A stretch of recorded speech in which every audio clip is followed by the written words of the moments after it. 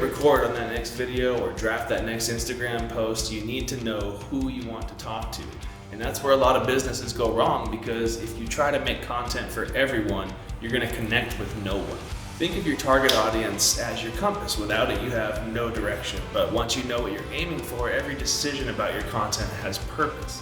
And it's not as simple as just identifying potential buyers within your industry. For example, a skincare brand wouldn't use the same content and messaging to target teenagers as they would users over 40.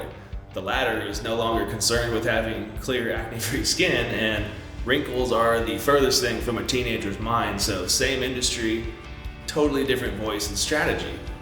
Next is the importance of making a real connection. People don't just want information, they want to feel understood. And when you know your audience deeply and your content shifts from being generic advice to something that feels like it was made just for them, you're gonna see exponentially better results. An example of this would be a travel agency. They could post the top 5 tips for vacationers, and it might get the attention of a few people, but it also might get lost in a sea of generic content. And the same agency posts the top 5 travel tips for new families with young children. That's going to really resonate with the core audience. Another reason that knowing your audience matters is the efficiency. When you're a small business owner, you don't have endless time and budget to work on generic content. When you zero in on audience, every post works harder because it's speaking directly to the right people. And finally, when your audience feels like you get them, like your content is made just for them, then they're way more likely to see you as a brand that they trust. And that trust is what converts a follower into a paying customer. So that's essentially it. Knowing your audience isn't just about making better content, it's about building trust, it's about saving time, creating impact. So how do you identify your target audience? The most obvious first step is demographics: age, gender, location, income. Are you targeting the 25-year-old fresh out of college, or the 45-plus parents with the children living in the suburbs? Next, you have psychographics. What are their interests and values? What's their lifestyle? Do they care about sustainability? Do they value luxury or affordability? What are their pain points and their desires? What problems are they trying to solve? What transformation are they after? And finally, where are they spending their free time? Is it on TikTok, Facebook, LinkedIn, YouTube? You need to target them on their preferred platform. So now you know who you're talking to. Let's figure out what you want to say and how to say it. You have to define your core content pillars. These are 3 to 5 main themes that you'll consistently create content around. For example, a fitness coach, they might choose nutrition, workouts, mindset, lifestyle tips, and everything they build in their series falls under one of those pillars or multiple pillars. And then over time, you match the content to the buyer's journey. The first step is awareness. This is content that introduces you. It's educational, but most importantly, it's relatable, and it starts to build that trust that we talked about earlier. The next step is consideration. This is content that shows your expertise. This could be case studies or how-to videos. And finally, the decision, content that builds trust and drives action.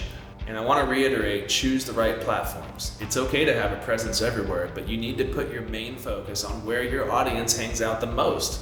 A B2B business would want to spend more time on LinkedIn and YouTube, whereas a lifestyle brand is going to want to focus more heavily on Instagram and TikTok. Finally, create a consistency plan. Consistency will beat intensity every time. Posting 2 to 3 times per week consistently is way better than posting daily for a month and burning out and letting weeks go by in between posts.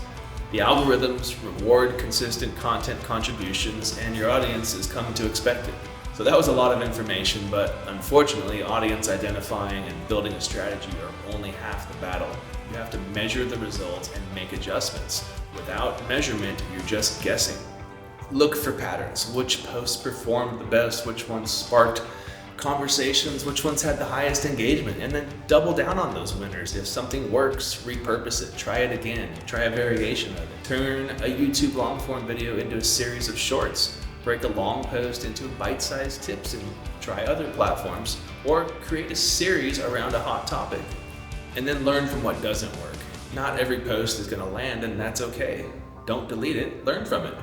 Is it the timing and the format and the messaging, or was it too broad and not specialized for that core audience that we talked about? But This is where the real growth happens, when you test, you learn, you refine. Because remember, social media strategy isn't a set it and forget it thing. It's alive, it's constantly evolving.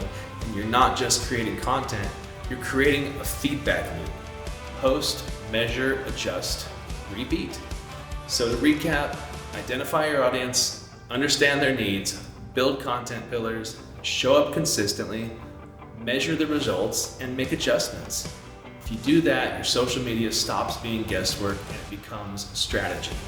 Thank you for watching. If you enjoyed this video, please hit that like button and share it with a friend. And if you're a business owner or an aspiring business owner, hit that subscribe button.